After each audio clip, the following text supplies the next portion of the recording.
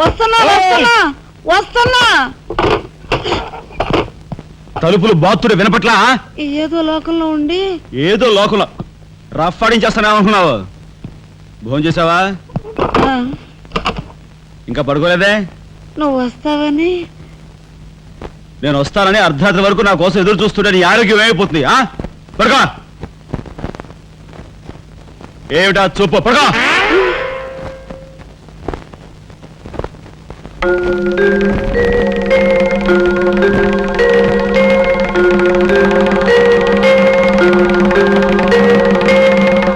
ఏమండి, రాఘవ్కు పంపించాల్సిన 25,000 గురించి ఏం ఆలోచించారండి?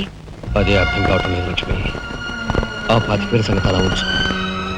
కనీసం ట్రైన్ ఛార్జీలకైనా ఇచ్చి 4-5 రోజులు ఎలాగోలా ఆ 25,000 పంపిద్దామని చెబుదామన్నా ఈ 500 అయినా పుట్టేటట్లేవు. ఒక పని చేయండి, నా దుద్దులు తాకట్టు పెట్టి. వద్దు లక్ష్మి, వద్దు. ఈ సంగతి తెలిస్తే రాఘవం అసలు చదివే మానేస్తానంటాడు. నేనే ఇంకో ప్రయత్నం ఏదైనా చేస్తాను. గురు, బ్రహ్మాండమైన ఐడియా. ఈ డొక్కు కెమెరా అమ్మేస్తే కనీసం 200 రావచ్చు.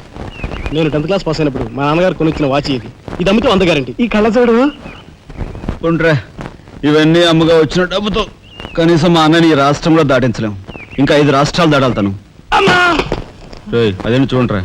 2,000కి 1 రూపాయి తక్కువ అయితే కెట్టదురా అంటే జిడ్డులో పట్టుకుంటారు. అయ్యో, ఏం జెంట్లమన్ గారు, ఏంటి గొడవ? ఏం లేదు బాబు, మా ఇంట్లో అద్దెకున్న మనిషిని ఖాళీ చేయించి పెట్టవయ్యా అన్న. కాస్త రౌడీజం చేసి దానికి 2,000 అడిగాడు. కొంచెం తగ్గించుకోవయ్యా అన్నాను. చాచి లంపకాయ కొట్టాడు. ఇదిగో మధ్యపేరం, 1,000 రూపాయలు ఇస్తావా? నీ ఇల్లు ఖాళీ చేయించి పెడతాం. 1,000 రూపాయల? అయితే పదండి. ఏంటి పదండి, అవన్నీ మా వల్ల కాదు, మా గురువు వల్లే అవుద్ది. అడ్డుగో. నమస్కారం గురువు గారు. 1,000 రూపాయలకు మంచి బేరం ఒప్పుకున్నాం గురు. నువ్వు కొంచెం రౌడీజం చేసి ఇల్లు ఖాళీ చేసి పెట్టాలి. రౌడీజం చేసి పెట్టాలా? రఫ్ఫాడిస్తాయేమనుకున్నావా? పాపం ఆయన ఇల్లు ఆయన ఖాళీ చేసి పెట్టడంలో తప్పే ఉంది. న్యాయమే కదా, ఒప్పుకోగురు ప్లీజ్. అంతేనంటావా? సరే బాబు, ఒక మాట, అది సామాన్యురాలు కాదండి. రాలు అంటున్నాడు. కొంపదీసి ఆడదా? అవునండి. ఆడదాని మీద నా ప్రతాపం చూపించడమా? సిగ్గులేదు. బాబు, మీరు ఒక్కసారి వచ్చి చూడండి. అది ఆడది అనుకుంటే మీరు తలొకతోనూ నన్ను తన్నండి. ఇదెక్కడ ఆడదురా అనుకుంటే మీ హెల్ప్ మీరు చేయండి, మీ డబ్బులు మీరు తీసుకోండి. పద.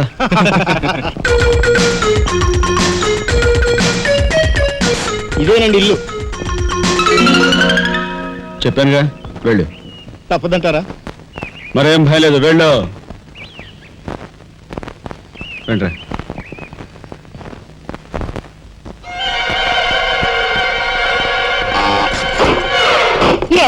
మా ఫ్యామిలీ రోడ్డు మీద ఉందమ్మా. ఈ కన్యాకుమారిలో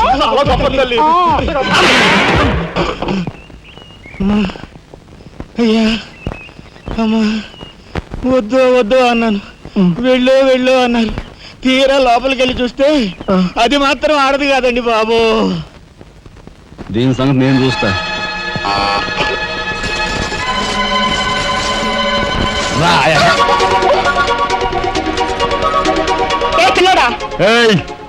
నా చెయ్యి పట్టుకుని బజార్కి లాగేంత మగాడువా నువ్వు?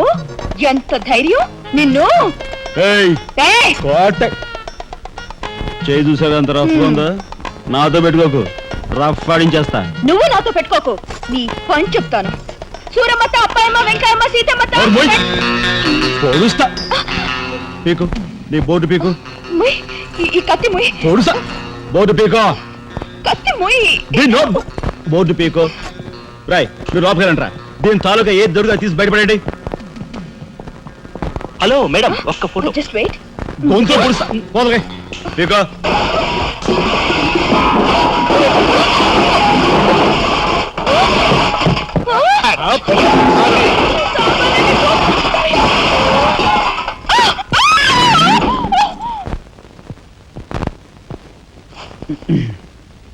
చిన్నాయ్, నువ్వు రేపే ఢిల్లీ వెళుతున్నావు.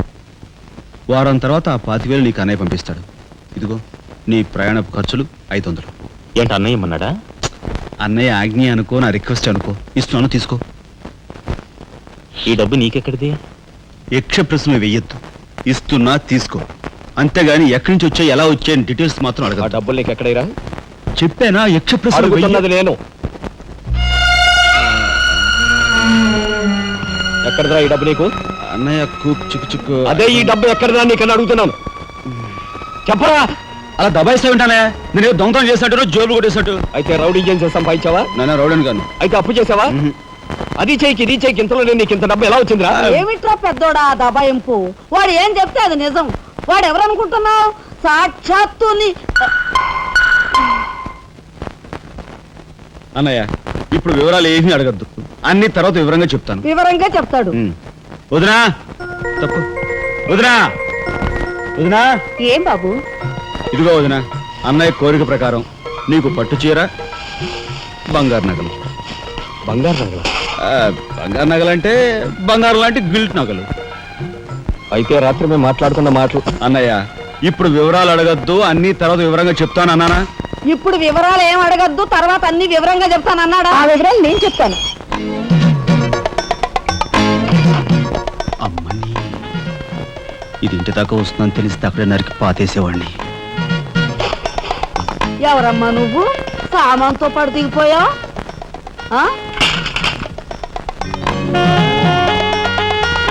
రావే రఫ్ పడతా. Excuse me.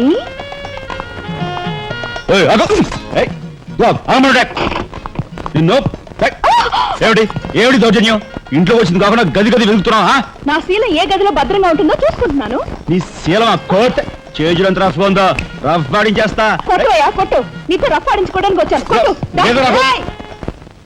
బామ్మ, ఈ ఇంటికి పెద్ద దిక్కులో ఉన్నారు, పైగా ఆడవాళ్ళలాగా ఉన్నారు. ఈ ఆడదాని బాధను అర్థం చేసుకోండి. ఈ భారతదేశంలో ఒక ఆడదాని శీలానికి భద్రతలేదా? కనీసం శీలం అంటే నీ బొంద, ముందు నీ బొత్తాలు భద్రంగా పెట్టుకో. నా శీలం బామ్మగారు చూసారా, మీ ముందు ఇలా చూస్తున్నాడు. నాకంతా అర్థం అవుతూనే ఉందరా. నాయనమ్మ? అనుమానాలు నాకున్నాయి. నేను అంటేను కాదు. నోరు మూసుకుని పద. నాయనమ్మ, నా పెంచి ఎరా ఏమిటి నువ్వు నాయనమ్మ. చేసేది? వాళ్ళ నలుగురిలోనూ అడిగితే తలా ఒక తన్ను తంతారేమోనని ఇక్కడికి తీసుకొచ్చా. ఆ అమ్మాయి ఎవరు? ఆ అమ్మాయికి నీకు సంబంధం ఏమిటి? నాయనమ్మ నిజంగా నాకు ఎలాంటి సంబంధం లేదు. ఏ సంబంధం లేదు.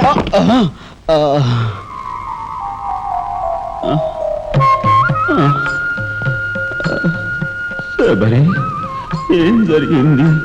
అయ్యో దేవుడు, నువ్వు వచ్చావా? అవును శబరి, నా శబరి ఆవేశం చూసి ఏం జరిగి ఉంటుందా అని వచ్చాను.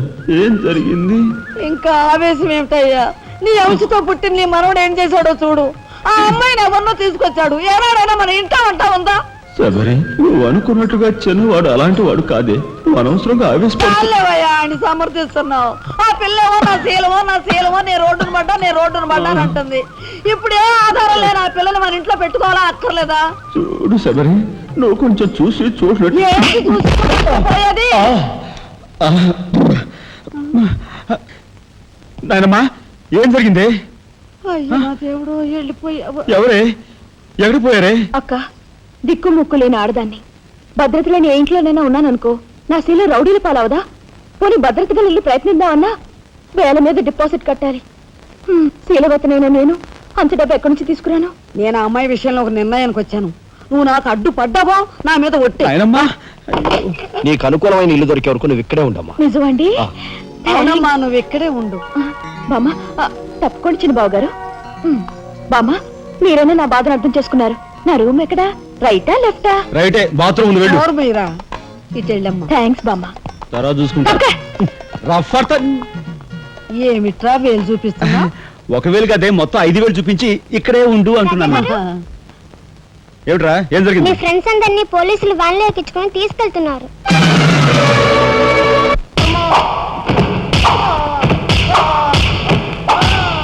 కార్మిక నాయకుడిని చంపింది మీరే, నన్ను ఒప్పుకుంటారా లేదా?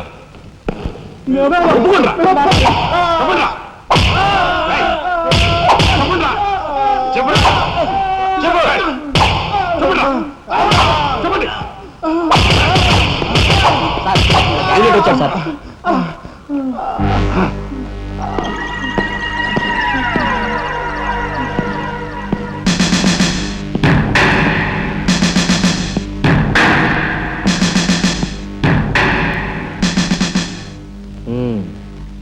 నువ్వేనా తొట్టి గ్యాంగ్కి లీడర్వి? తొట్టి గ్యాంగ్ కాదు, అనుకుంటే ప్రాణాలు తోడే గ్యాంగ్.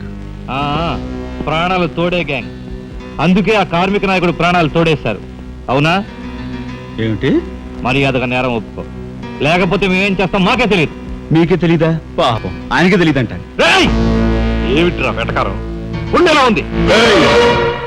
మర్యాద రాగి అని నోరు పారేసుకున్నావో చెయ్యి చూడు ఎంత రఫ్గా ఉంది. రఫ్ ఆడించేస్తాను. You rascal! You bloody... You bloody... You shut up!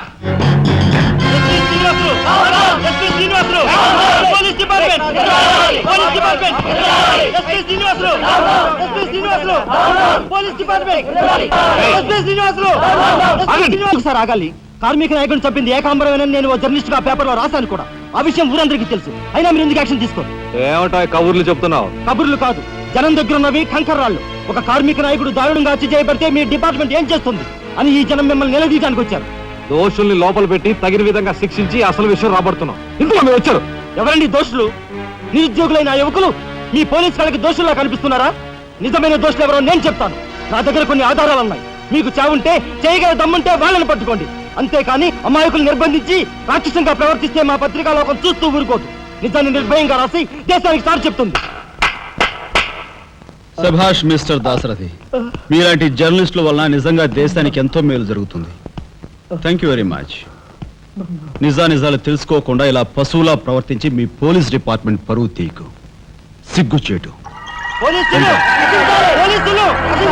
Police department! పోలీసులు! పోలీసులు! అసలు ఎంతకుల్ని! అసలు ఎంతకుల్ని! లోపల రండి దాసరథి గారు. మీ దగ్గర ఉన్న ఆధారాలతో చట్టానికి సహకరించండి. రండి. కమ్.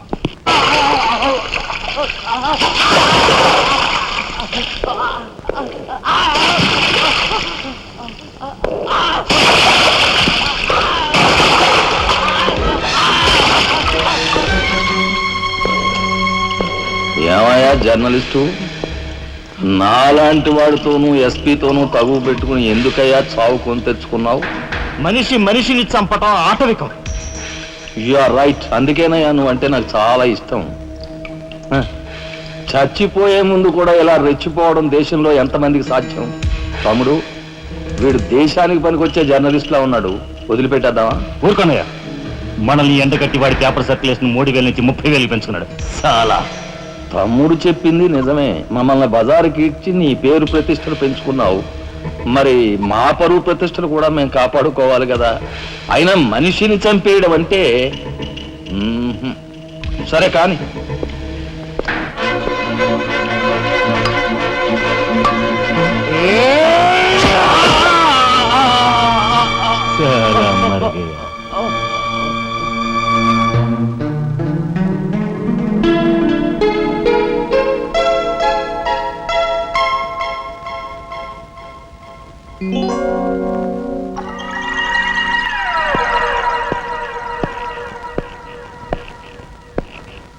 స్టీల్లోంచి ఇత్తడిలోంచి వెండి పళ్ళెం బాగానే కొడుతున్నారు ఛాన్స్. బంగారు పళ్ళెం గుద్దే ఛాన్స్ కూడా నాకు వస్తుంది.